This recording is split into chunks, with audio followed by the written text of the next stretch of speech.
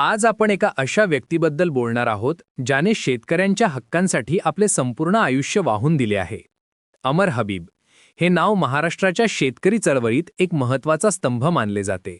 पत्रकारितेतून सुरुवात करून शेतकरी आंदोलनाच्या नेतृत्वापर्यंत पोहोचलेला हा माणूस आज एक प्रेरणादायी व्यक्तिमत्व बनला आहे. अमर हबीब यांची ओळख फक्त एक पत्रकार म्हणून नाही, तर किसान पुत्र आंदोलनाचे नेते म्हणून आहे. हे आंदोलन महाराष्ट्रातील शेतकऱ्यांच्या समस्यांवर प्रकाश टाकण्यासाठी सुरू करण्यात आले होते. शेतकरी संघटनेचे दिवंगत नेते शरद जोशींच्या जवळच्या सहकाऱ्यांनी मिळून हे आंदोलन स्थापन केले.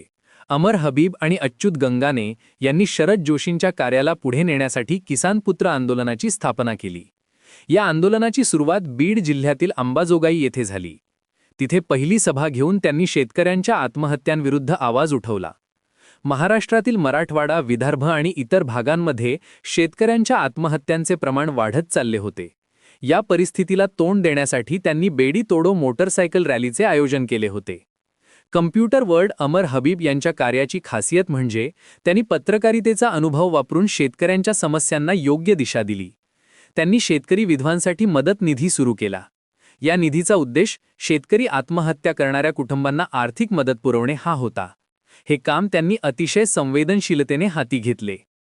त्यांच्या मते सरकारची धोरणे शेतकरी विरोधी आहेत. जमीन संपादन, मर्यादा आणि आवश्यक वस्तूंचे कायदे शेतकऱ्यांच्या हितसंबंधांना हानी पोहोचवणारे आहेत. नवीन पक्ष सत्तेत आले तरी सरकारची शेतकरी विरोधी धोरणे बदलत नाहीत असा त्यांचा आरोप आहे. या समस्यांवर तोडगा काढण्यासाठी त्यांनी निरंतर संघर्ष केला आहे. किसान पुत्र आंदोलनाने महाराष्ट्रातील अनेक जिल्ह्यांमध्ये कार्यक्रम आयोजित केले. नागपूर, अमरावती, अकोला, जालना, औरंगाबाद, अहमदनगर आणि नाशिक या भागांमध्ये त्यांनी रॅली काढली. या सर्व भागांमध्ये शेतकऱ्यांच्या आत्महत्यांचे प्रमाण जास्त होते. विशेषतः मराठवाड्यात शेतकरी संकटामुळे आत्महत्यांचे प्रमाण वाढत चालले होते. अमर हबीब यांनी शेतकऱ्यांच्या मुलांना आंदोलनात सहभागी होण्याचे आवाहन केले. त्यांच्या मते शेतकऱ्यांची मुले किमान 3 दिवस या न्याय्य कारणासाठी वेळ काढू शकतात. शेतकरी कुटुंबे मोठ्या नुकसानामुळे आपला पारंपरिक व्यवसाय सोडून शहरांमध्ये उदरनिर्वाहासाठी स्थलांतरित होत आहेत. ही परिस्थिती चिंताजनक आहे. त्यांच्या नेतृत्वाखाली किसान पुत्र आंदोलनाने शेतकऱ्यांच्या आत्महत्यांना राष्ट्रीय आपत्ती म्हणून घोषित करण्याची मागणी केली.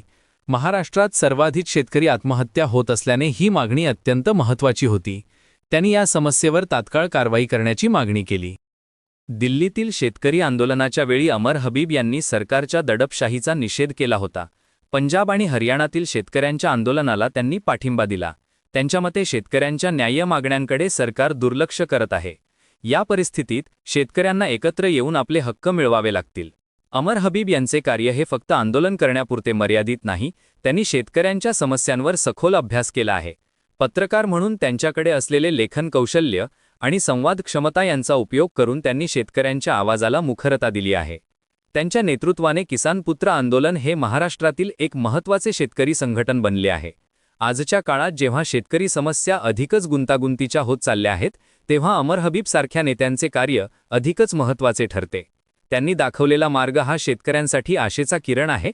त्यांच्या कार्यामुळे शेतकरी समस्यांकडे समाजाचे लक्ष वेधले गेले आहे आणि या दिशेने सकारात्मक बदल घडवून आणण्याची दिशा मिळालेली आहे.